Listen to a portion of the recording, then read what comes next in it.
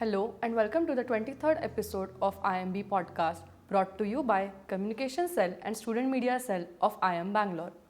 The new podcast series aims to become a platform to discuss the latest business, economic, management, and social issues that matter. The podcast will witness the IIM Bangalore fraternity, including but not limited to the faculty members, students, and alumni, providing their insights and perspective to the topics and issues surrounding us. For this episode, we have Professor Prateek Raj with us today. Welcome, Professor. He was a part of the first episode of podcast series 3 years ago. We had discussed the Indian economy in the wake of COVID-19. Today, we will be revisiting the discussion concerning the recovery of the economy post-COVID-19. So, Professor, last time we had talked about a couple of challenges like reverse migration, etc.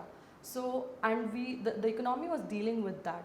So, what do you think about it? Are we on track, or we could have done it better in some other way? Thank you for inviting me again to the podcast. And this is a video podcast, so congratulations for graduating to this. So it was 3 years ago when we did the last podcast, when the world was in the middle of a very, gruesome and very uncertain kind of phase with COVID-19, and everybody wanted to understand how will things pan out in the future. There was a lot of disruption. Looking back, it seems to me that India has done reasonably well compared to the state of affairs that might exist in other parts of the world. We have not been having a crashing economy, or inflation is not skyrocketing levels. It's high, but it's not very high. We have leveraged the digital revolution very well. One of the good ways we leveraged it was during vaccination, where we were able to vaccinate a lot of people, the whole of the population, and we took a lot of help of digital technologies. So I think in that sense, we have been able to bring a lot of our capabilities and infrastructure together to make sure that things are not unstable. However, COVID has meant lost growth for us. So we should have been a $5 trillion economy by now in 2024, had the trends of economic growth been what they were, which were expected of us in the 2010s. However, because of slowdown, especially brought by COVID, we are far away from that target. So we can think of these years as lost years in that sense. So there's a lot of catch up to do. One of the reasons why this kind of slowdown matters is because while the economy slowed down, young people's ages did not. So young people still grew, they still have dreams, they still have aspirations, but now those aspirations have been delayed by like 5 years. So we have to kind of think about it.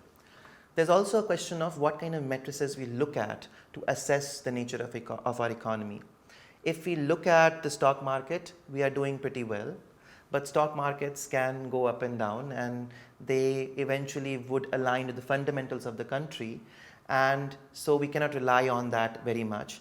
Similarly, we talk a lot about these days about unicorns and startup founders. Again, something to be happy about, that we are building so many new startups and unicorns. But again, it's a shiny little object at the top, on a cherry on the cake, but we have to also know how is the cake like. One of the issues that people have flagged, especially economists, about the Indian economy lately is that inequality has grown, and a lot more people probably went into poverty because of what happened during COVID. That is, they had far more health expenses, they had far more emergency expenses, they might have lost a job, especially those who were part of an informal economy. It was difficult for them. We don't have a lot of good data to conclusively say how much. There are some surveys which say that a lot of Indians have gone under poverty. There are other surveys that contest this claim. So we need more data to make that argument. So what I'll say is that we can have some level of cautious optimism, where we have been able to overcome the worst possibilities and scenarios, but at the same time, we cannot get bedazzled by the stock market claims and the unicorn claims, and we have to go and talk to people on the ground about how they are doing, how are poor people doing, how are small businesses doing, for example. They have been hit hard based on many reports out there because of COVID. So cautious optimism would be my. Yeah, so you definitely put it very nicely by balancing out like how it should not be glamoury, and we should also look at the bottom level, what do you call, laborer perspective. So coming to that, there was this issue had been there for the entire world, right? Like every country was going through this pandemic. So if I would ask you, like, where do you look India to be in terms of the world? Like, are we with the pace or? So right now, a lot of different banks and organizations have claimed that India is a source of stability for the global economy, because China has been a little bit out of picture lately because of COVID, because also it has a maturing population, so its economy has also slowed down. So the fact that we are an economy which has good confidence of investors, we have not been a struggling economy in that sense. So we are definitely a source of strength for the world, and I do believe that we should think about it like that. Something that I would definitely like to point out that people should not forget, that India was supposed to grow at 8% at this phase. Why is it so? Because we have a very young population. Because we have a very young population, it's like if we are clapping at a 5% growth, it's like somebody's a teenager and is barely growing, and we are still happy that, oh, the teenager is growing a little bit. When this is the only phase of a few years or decades when India can grow rapidly. This phase came for China before in the 2000s, 2010s, and now that spurt phase of China's growth has kind of slowed down, so it cannot grow as fast. But India has to. So as somebody who studies economic development and economic history, for me, fast-paced economic growth is something that we were already anticipating for India, that it should be happening. And my view is that actually 5% economic growth is not good enough for us. We need to grow faster. We need to have a real economic growth of about 8% and ideally in double digits. And so we don't have any scope for celebration with things that I just said to you, that we have been able to bring our digital technology together. We are a source of stabilization for the world. That's all good and nice, but 5% growth rate or 6% growth rate is not good enough for a country which is whose median age is about 27 years. Right. Also, while talking about the in general impact on COVID impact on economy, you mentioned about the job market, right? So we can see that there are a lot of issue with the job market now. Like there were issues when the COVID was going on, but as we can see that a lot of layoffs has been done and post COVID. So what do you think? Like, is this a COVID consequences, or it is just normally the economy is falling down or something? So there's always a bunch of people who are saying that there is going to be a recession. COVID definitely worsened the situation, and the global economy is in a bad condition at this moment. The Russia-Ukraine war has not made it any better. The withdrawal of the Chinese economy is also not that great for the global economy. So partly these layoffs and the downturn is a consequence of the broader global economy. There's another issue, however, that in the rest of the world, especially the Western world and the developed world, you have a lot of social safety net provided to people. So, for example, in the US, the level of stimulus that every household received went in thousands of dollars. Nothing of that sort was provided in India. We can't also afford to provide that levels of support. But while there is a difficult economy global economy out there, it's also true that presence of a social safety net makes that downturn and those kinds of shocks far more tolerable for people. While in India, I looked at it, I think 3 years ago or so, that about half of the population relies on family and its personal networks for emergency funding. So if you have a loss of a job, if you have a medical emergency, you are completely on your knees. You cannot have any support from banks or the government. You go and asking for help from your friends and family. Now that's very different from the rest of the world, at least the Western world and developed world. So while because of the global economy, the state of jobs is not that great in India, but because we have not created the kind of social safety net that we should be creating, the sting of that kind of a job loss is far more. And because we are a very young country, we have to be thinking about these questions also. These are not easy questions. Providing support to somebody who's unemployed means that somebody has to pay higher taxes and somebody has to provide a higher level of a welfare state. So you have to think through about how do we want to go about doing these things. But definitely we need a certain degree of relook into how do we support those who are not employed, and how can we bring them, skill them, and bring them to the job market again, keeping in mind that India might be the engine of the world for the next decade or two. Great, thank you, sir. I had this personal this thing about job market you just said. So in that case, there are ways that corporates are bringing in the new jobs. So there's this one government scheme I came across where you register and then you definitely you will be some training or some job would be given. So those are the initiatives that government are bringing in. It's what I feel. So can you put some light on it? So innovation is always great, trying to do new things. We have new technologies now, so using that technology to make sure that we have a better functioning job market, that somebody who can get a skill, can be skilled and given a job, that's fantastic. But technology alone or a new scheme alone cannot really solve fundamental problem of value creation and skilling that exists in the economy. We have to go back to the fundamentals. If you want to build an economy where people are skilled and skillful enough to be competitive to the rest of the world on a variety of parameters, what you have to also make sure is that you are investing in skilling and education. And from a variety of sources, we know that India spends quite little on education and healthcare, both these two things. So our investment on social infrastructure is not up to the mark to what we should have at this stage of development. So we need to really not focus on a new scheme or a new program or a new technology. This assumption that technology or mobile phones will somehow solve all the problems of the country, that's not going to happen.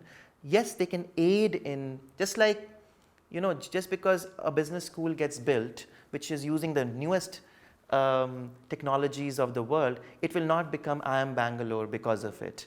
It has to invest in a certain degree of intellectual capital, it has to invest in a certain degree of education, in certain kinds of culture to become an IIMB. The same way, if we want to really skill young people in the country, want to create a good job market, we have to really give the money to support these kinds of skilling program. And not just that, we have to also think about making organizational changes. So for example, we have to ensure that ITIs across India, they actually function, that their culture is not that of lethargy. They are proactive in understanding what are the demands of young people and what are they providing to them, and the ability to and the agility to find new people with those skills so that they can impart those skills to others. So we need far more fundamental rethink in terms of both funding and culture to make sure that these schemes that are being put on the ground, they can actually be effective. But in principle, innovating new schemes is not a bad idea, but it should come along with sincere efforts to improve the organizational culture of organizations that implement them and to ensure that they are well funded. Okay. So one of the issues that you had also mentioned in the previous podcast was the reverse migration, which also impacted the jobs and the entire economy as well, and the culture of jobs in general, I would say. So what do you think post-COVID, how are we doing with the reverse migration and the migration side? So my understanding has been that, what I'd probably discussed last time was that when that a lot of migrants were moving back at that time, and this could be an opportunity for states from where they come from, which is largely the Hindi heartland and the northeast of India, that this could be an opportunity for these economies to rekindle themselves and give themselves a new boost. I wonder how much of that is really happening.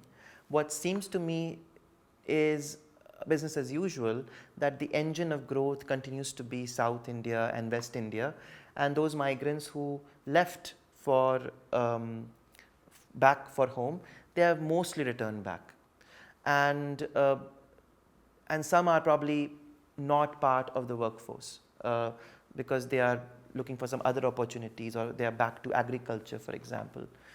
So I think that the Hindi heartland has probably not been able to tap that opportunity as well as it should have.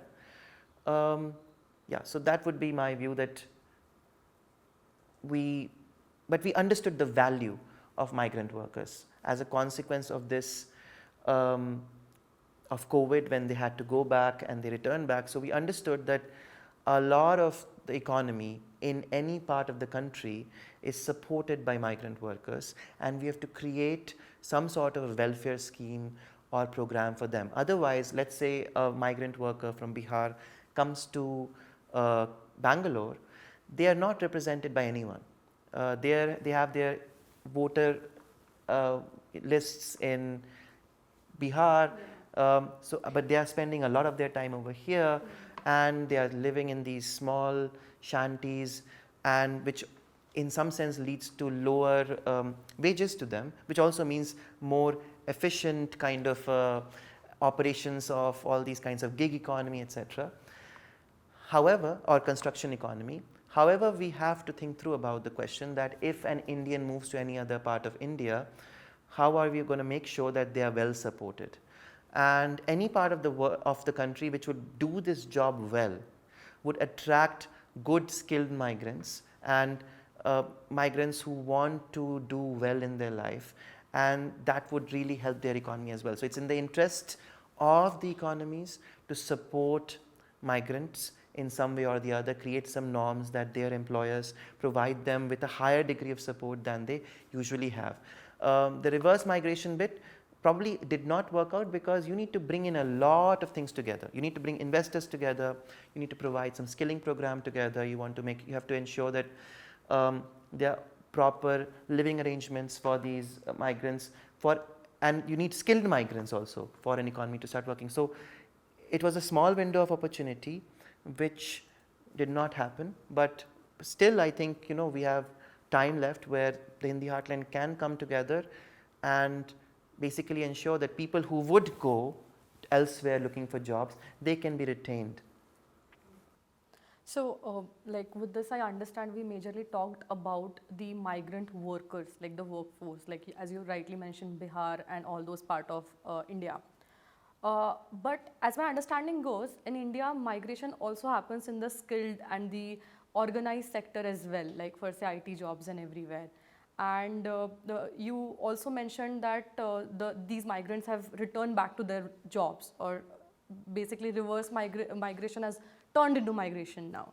So coming to that, this organized job market has come up with this remote working model, and it is now like till now it was very much accepted in the organization, but recently we are getting the news of companies calling the employees back, and the employees are reluctant actually to go back to the office.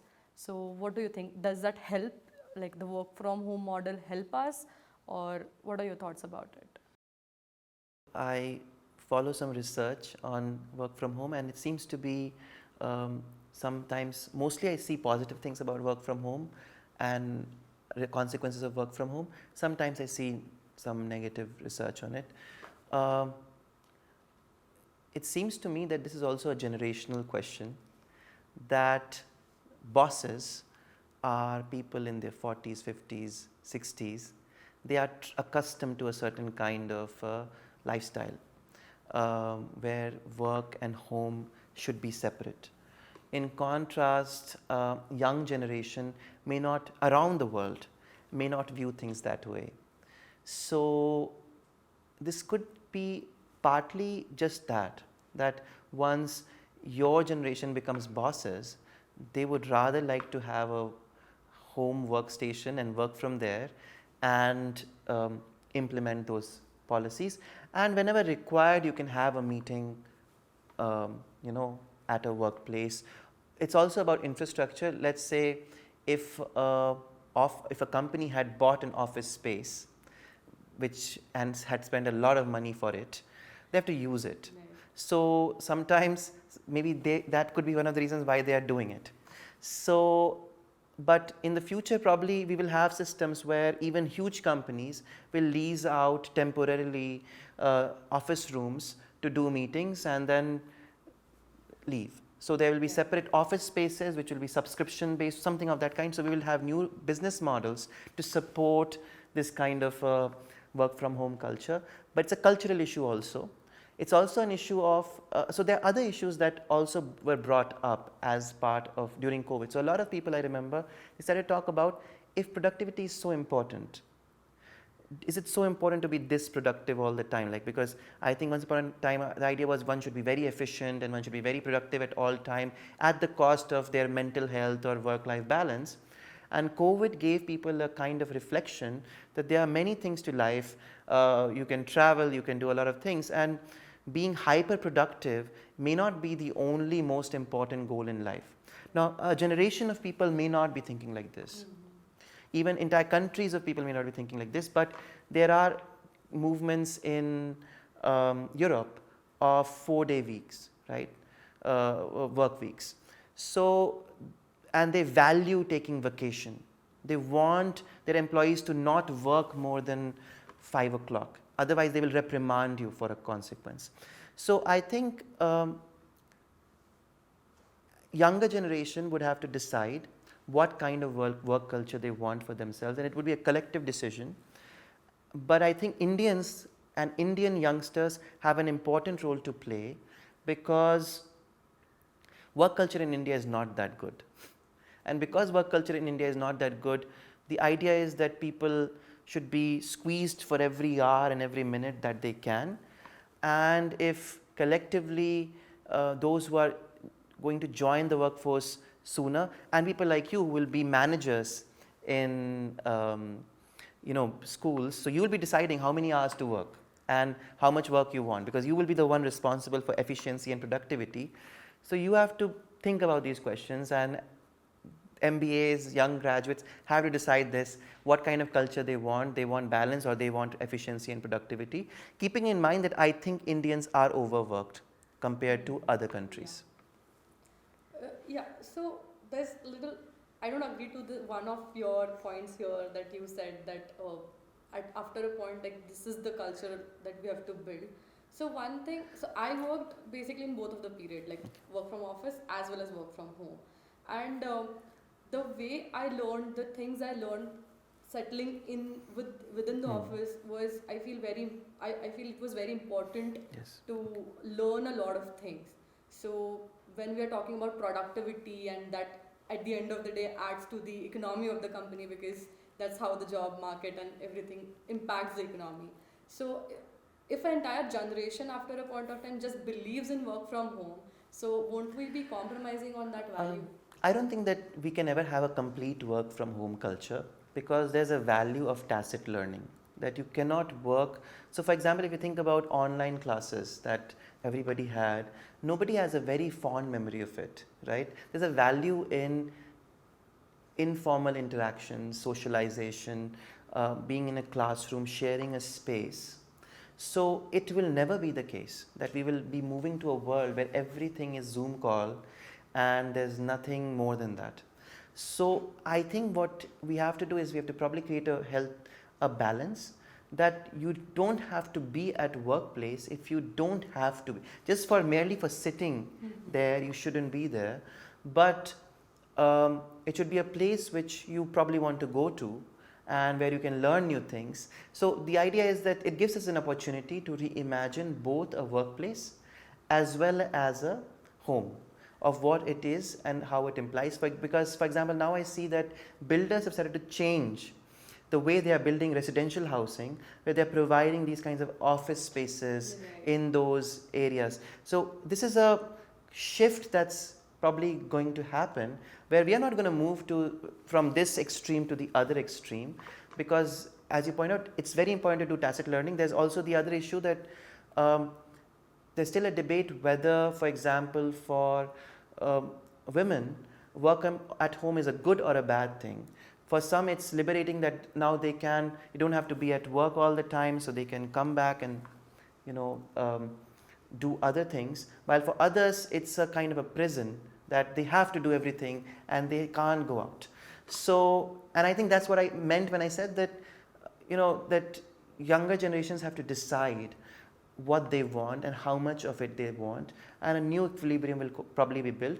But the current resistance to work from home may not be fully driven by economics or how much people like it, but merely by inertia, that we want to go back to the era, the golden ages. Just because we are used to it. That's what it was supposed to be. But maybe everybody doesn't like that. Right. Okay.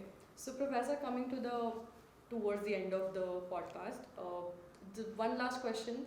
So, we know that there were a lot of issues because of COVID, but I assume there would be something good that must have happened, something additional or some advantage that we got, maybe soft advantage or something. So anything that you think that just worked out good because of COVID?